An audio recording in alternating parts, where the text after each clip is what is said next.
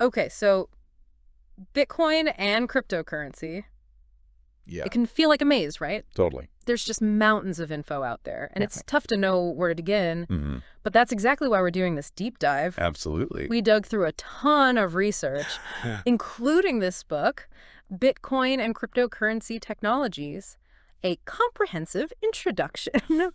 We're going to pull out the most interesting parts for you. Definitely separate the signal from the noise. That's the goal. Yeah. So this book tackles the big questions. Hmm.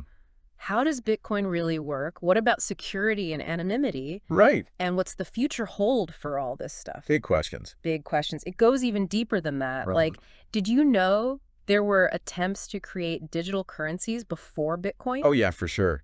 Decades ago, actually. It kind of blew my mind. Like, Yeah. there was this thing called Mojo Nation. Mojo Nation. It was this peer-to-peer file sharing network. Okay. They used virtual cash to handle those people who download stuff without sharing back. Freeloaders. Yeah, the freeloaders. It was a good idea, but Mojo Nation and some others like Karma Yeah. ultimately didn't work out.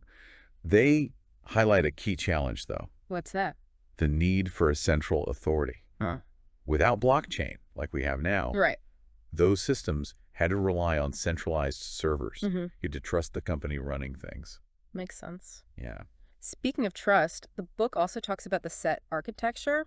It's a safe Visa and MasterCard were behind it back in the mid-90s. The 90s? Yeah, the 90s. What was that all about? Secure electronic transaction. That's what SET stands for. Okay. It was a pretty smart way to make online transactions safer. Okay. Back then, people were nervous about sending their credit card info over the internet, Right. understandably. So SET encrypted your info. Mm-hmm. Only the bank decrypted. Like a middleman. Yeah, like a trusted middleman for sensitive info. But SET had its limitations too, right? Of course, still relied on a central authority. And not really a decentralized or anonymous system. Gotcha. But around the same time, David Chaum, he was a cryptographer. Okay. He was working on something groundbreaking. Oh, Digital cash that was secure and private.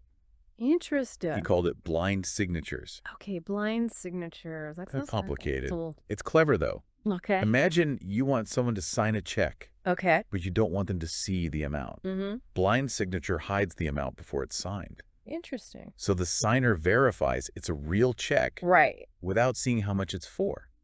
Chaum used this for digital cash? So the bank could issue money without tracking how it was spent. Exactly. Yeah. Digicash, his company, Mhm. they even tried to sell it as eCash and Cyberbucks. Really? Yeah, fascinating chapter in the history of digital cash. Wow.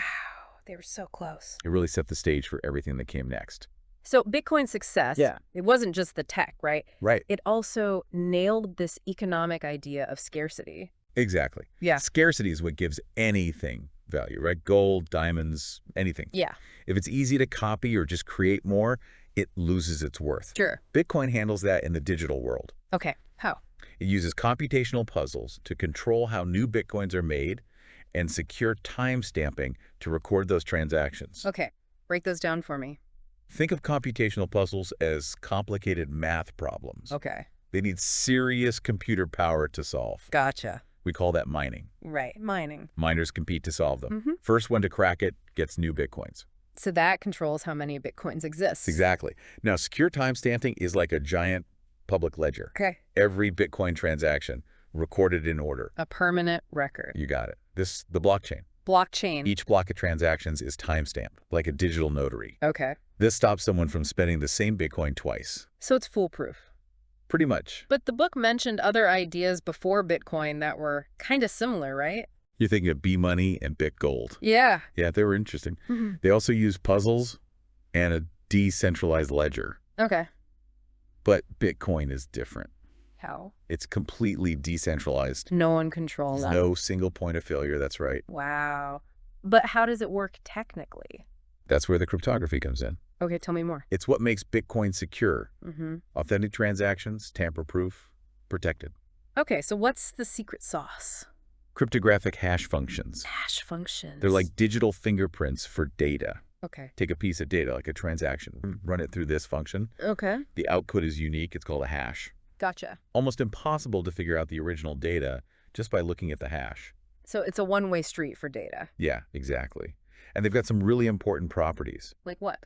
They're collision resistant, meaning it's almost impossible to find two different sets of data that make the same hash. No faking transactions then?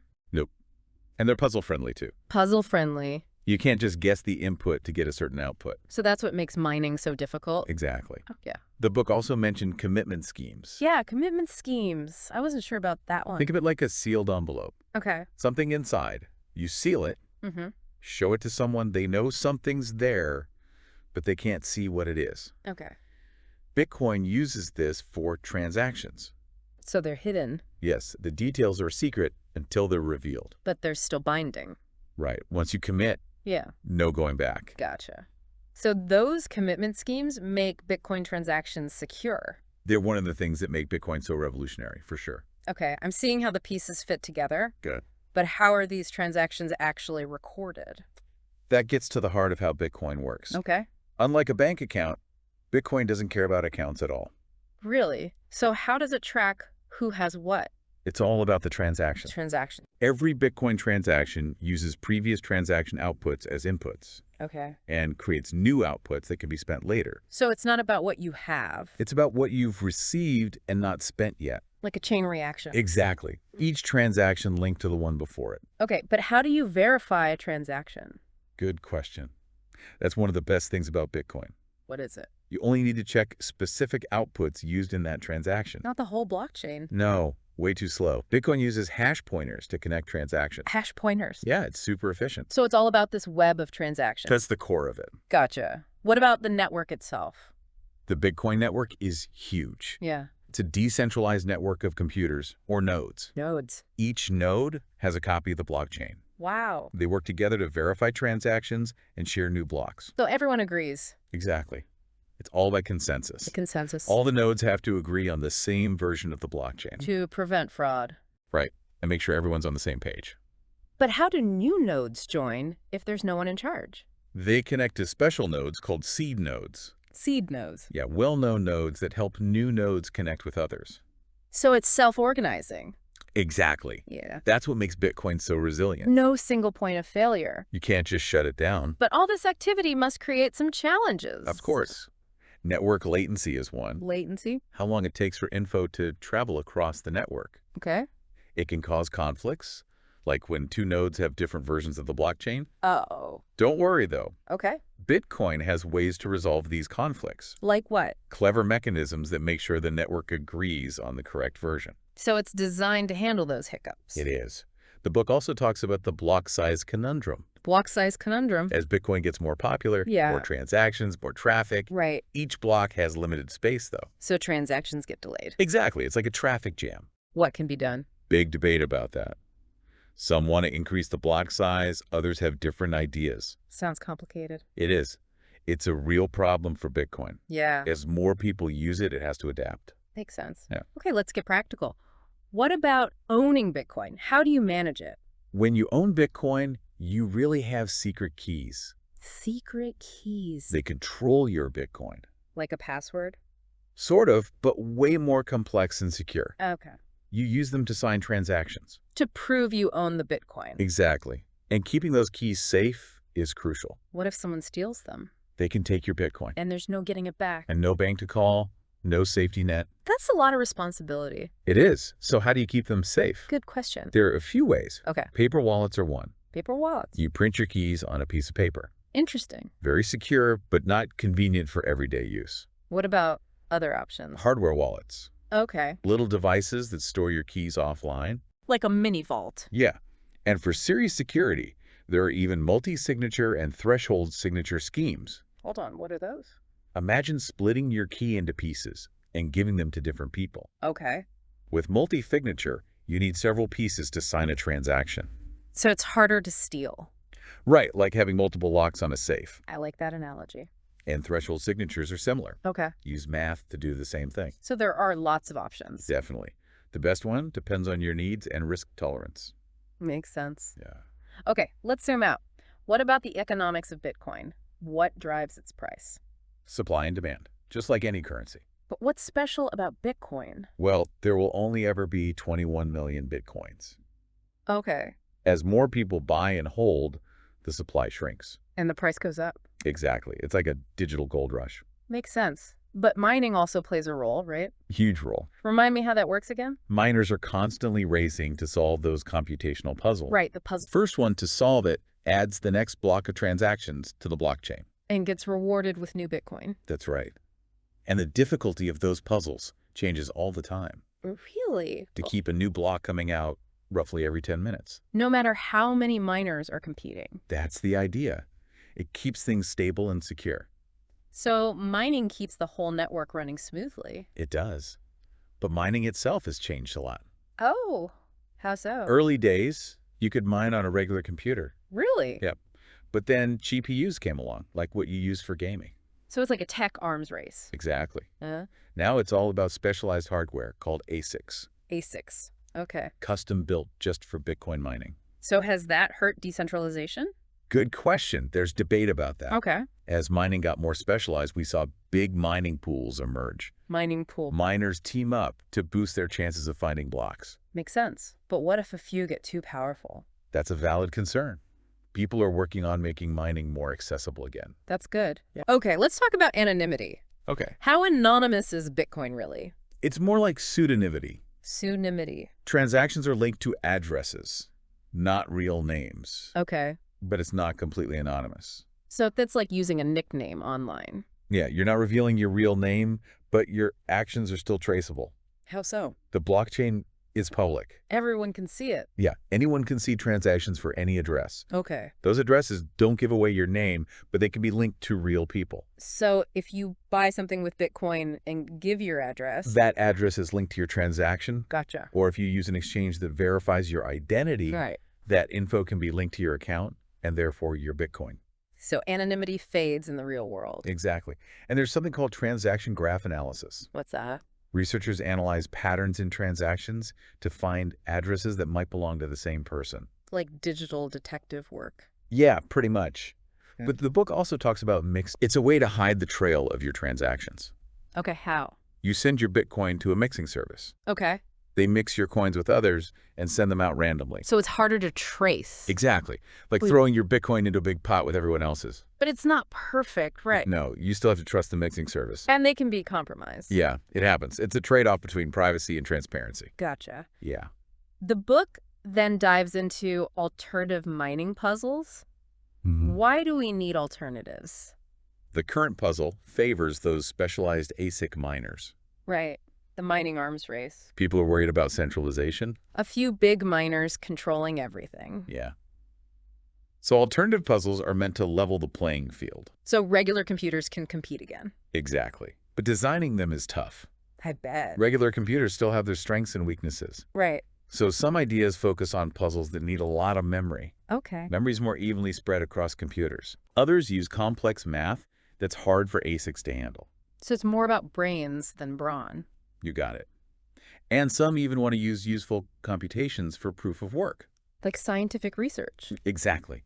Instead of arbitrary puzzles, miners would be doing something useful. That's a cool idea. It is, but it's tricky to adapt for Bitcoin. So the search for a better puzzle continues. It does. But we have to remember, Bitcoin isn't alone anymore, right? Nope. There's a whole world of old coins out there. It's overwhelming. It is. What's the difference between Bitcoin and all these altcoins? Altcoins are alternatives, trying to do things differently. Okay. They might use different mining algorithms, add new features, Gotcha. or try to fix what they see as Bitcoin's flaws. So why create them? Lots of reasons. Like what? Some people want to push the boundaries of blockchain. Okay. Others want to make things faster, more private, or more energy efficient. Right. And some just want to create something better. So there's something for everyone. Yeah, it's a whole buffet of cryptocurrencies. Wow. We'll have to explore altcoins another time. We could do a whole deep dive on that. Definitely. But before we wrap up, let's talk about decentralized institutions. Decentralized institutions. Yeah, I found that really interesting. It's an exciting idea. What are they all about? They use blockchain to replace things like banks and voting systems. Whoa, really? Imagine buying a car without a bank or government involved. Wow. Ownership recorded on the blockchain. Secure and transparent. Exactly. Or a voting system that's impossible to rig. No more hanging chads. Exactly. Every vote is a permanent record. That's amazing. But what about trust? That's the big challenge. If there's no one in charge, how do you know it's safe? We need new ways to build trust. Okay. Reputation systems are one way. Reputation system. Users rate each other, like reviews. I see. You could see who's trustworthy before you interact. But what about fake reviews? Good point. Developers are working on that. Mm. They're using cryptography to verify reviews and stop fake accounts. So, are there other ways to build trust? Escrow services. Escrow service. Funds are held by a neutral party until conditions are met. Like a referee. Yeah. But how do you do that without a central authority? Good question. Smart contracts. Smart Self-executing contracts on the blockchain. Okay. They automate the terms of the agreement. So you could have a decentralized escrow service. Exactly. Funds are released automatically when both sides do their part. Wow. And smart contracts can do so much more than that. Really? Yeah. They can create all sorts of decentralized applications. Amazing. So blockchain can create these trust mechanisms. It can. We're just scratching the surface of what's possible. So decentralized institutions are a big deal. They have huge potential, but we need to be careful. It's not a cure-all. Exactly. We need to think about the implications of decentralization. Okay, so it's a powerful tool. It is. But we need to use it responsibly. Absolutely. As we keep exploring this world, we need to keep those things in mind. Well said. We covered a lot today. We did. From the history of digital cash to Bitcoin and decentralized institutions. It's a lot to take in. It is. I'm already excited for our next deep dive. Me too. Those decentralized institutions are really interesting. Yeah. They show how we can rethink trust. In a world without the usual authorities. Yeah, exactly. And like we said, Yeah. reputation systems are a big part of that. They make a lot of sense, right? Yeah. It's like checking online reviews before you buy something or hire someone. Yeah, but in this case, it's about trust on the blockchain. Exactly. It's like using the wisdom of the crowd to figure out who's trustworthy. But how do you stop people from gaming the system? Yeah, the fake reviews and stuff. Yeah, how do you prevent that? Developers are coming up with some really clever ways. Like what? Some systems use cryptography to make sure reviews are real. So you can't just create fake accounts. Exactly. It makes it much harder to cheat. So cryptography is like the guardian of the system. You could say that. And it goes beyond just preventing bad stuff. Okay. Some systems actually reward good behavior Interesting. and punish bad behavior, so it encourages honesty. It's like built-in incentives. Yeah, like checks and balances to keep everyone honest. I like that. But reputation systems aren't the only way to build trust, are they? No, you're right. We talked about escrow services earlier. Right, escrow services. Where a neutral party holds the money until everyone's done their part. Like a referee for a transaction. That's it.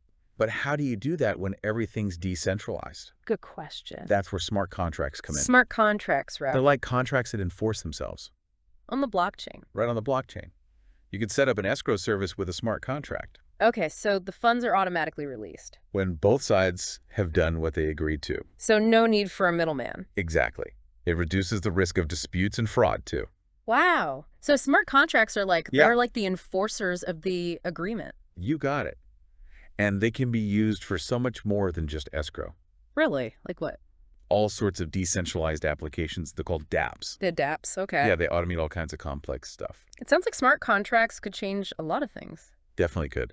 But getting back to those decentralized institutions, Yeah. we talked about voting. Right. Decentralized voting systems, that could really change things. It could transform democracy. How so? Imagine every vote recorded on the blockchain. Permanent and unchangeable. Exactly. No more lost ballots or tampered results. So super secure. It would be incredibly difficult to hack a system like that. That's impressive. But wouldn't that make voting public? That's a good point. Privacy is important in voting. Yeah. Developers are working on solutions for that, though. Like what? They're using something called zero-knowledge proofs, Zero-knowledge proofs, what are those? They sound... like science fiction. A little bit, yeah. It's real cryptography, though. Okay. It lets you prove, something without actually revealing what you know. So you could prove you voted without saying who you voted for. Exactly. Secure and private. Wow, that's incredible. Cryptography is really powerful. It is. But is decentralization always the best? That's a good question to ask. Are there times when maybe traditional institutions are better? Definitely. Decentralization isn't perfect. Okay. It has trade-offs. Like what? It can be more transparent and secure, but also more complex and less efficient. So it depends on the situation. Exactly. You have to weigh the pros and cons. So it's not a silver bullet. No, it's a tool. And like any tool, it's best used in the right situation. Makes sense. This whole discussion has been really interesting. Yeah, me too. It's amazing to think about what blockchain could do. Decentralized institutions are just the beginning. Right. The book also mentioned using Bitcoin as a platform. Bitcoin as a platform. Yeah, not just a currency. It's an interesting idea. What does that mean exactly? Well, Bitcoin's more than just money, right? Right. It's a network. Global and decentralized. With a secure ledger. So we could build on top of that. Exactly. We could create new applications and services. Using Bitcoin's infrastructure. Right. Remember those colored coins we talked about? Vaguely, they're like tokens. They're digital assets built on the Bitcoin blockchain. So you could use them to represent things like stocks or real estate. We got it. And because they're tracked on the blockchain, Yeah. it's more secure and transparent. So are colored coins their own cryptocurrency? Not exactly. More like a layer on top of Bitcoin. So it's like building a new house on a strong foundation. That's a great way to put it. And it's not just colored coins. What else? People are talking about decentralized prediction markets. Prediction markets. What are those? They're like marketplaces where you bet on future events, Okay. elections, sporting events, things like that. Interesting. The idea is that the crowd can predict the future better than experts. So you'd buy and sell shares based on what you think will happen. Exactly. And by using Bitcoin, these markets can be more open and transparent. So anyone in the world could participate. Exactly. It's tapping into global knowledge. That's really cool. And that's just one example. There are so many possibilities. Bitcoin is a platform for innovation. Yeah. We don't even know what else people will come up with. I can't wait to see what the future holds. Me neither. This whole deep dive has been amazing. We've covered so much. From digital cash to Bitcoin and everything in between. It's a lot to think about. It is. But as we move into the final part, Yeah. it's important to remember that this world is constantly changing.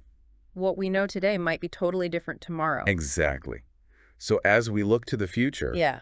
we need to stay open-minded and keep learning. Welcome back. It's been a wild ride, It has. exploring the history and tech and potential of all this crypto stuff. From those early digital cash ideas Yeah. to Bitcoin and all these amazing altcoins and decentralized apps. It's incredible how far things have come in such a short time. It really is. But as we wrap up, I have to ask, what's next? The future of Bitcoin and crypto. Yeah, what's the future look like? Will it change the world or just fade away? That's the question, isn't it? The million-dollar question. If I knew for sure, I wouldn't be here. Right. But seriously, what's going to shape all this? What should we watch out for? Regulation's a big one. Regulation. Governments are starting to pay attention. As crypto gets more mainstream. Right. And how they decide to regulate it will be huge. So it's about finding that balance. Definitely. Encouraging innovation, but also protecting people. And preventing crime. Right. Too much regulation could stifle things, but too little could be dangerous. Exactly. It's tricky. What else is important? Tech advancements, for sure. The tech's always changing. Always. Scalability, interoperability, privacy. Those are big ones. They are. And there's a lot of progress being made. It's like a race to build the best platform. It is. The winners will have a big impact on the future. That's exciting. It is. But with all this tech talk, we can't forget the human side of things. The social and ethical implications. Yeah, that's important. Technology always has an impact on society. You have to think about the consequences. Absolutely. It's not just about cool tech. It's about using it for good. Making the world a better place. Exactly. You know, one thing that surprised me in the book, What's that? they talk about the history of random number generation. Numbers. Yeah, didn't expect that in a Bitcoin book. Might seem random, but it's important. Okay, why is that? Randomness is crucial for cryptography. For security. Yeah, a lot of algorithms rely on random numbers. Like when you create a private key for your Bitcoin wallet. Exactly. That key needs to be truly random. Otherwise, someone could guess it and steal your Bitcoin. That's the idea. So finding reliable sources of randomness is a big deal. Interesting. Researchers are looking at all sorts of things. Like what? Physical phenomena, mathematical algorithms. It's a whole field. So it's about harnessing randomness to create security. You could say that. It shows how different fields connect. Physics, math, computer science, it all ties together. It does. This has been a really eye-opening deep dive. I agree. I understand so much more about Bitcoin and crypto now. That's great to hear. But as we've said, things are always changing. There's always more to learn. That's true. So To wrap things up, I want to leave our listeners with a question. Okay. If we designed Bitcoin today, knowing everything we know now, would it be the same? That's a great question. What would we change? What would we improve? Bitcoin was a huge breakthrough, but it's not perfect. There's always room for improvement. Definitely. As we learn and grow, we can think about doing things better, Exactly. And that's what this deep dive is all about. encouraging people to think critically. Challenging assumptions and exploring new ideas. The future of crypto is up to us. We're all shaping it together. That's right. So keep learning, keep questioning, keep diving deep. Well said. It's been a pleasure. Thanks for joining me. Anytime.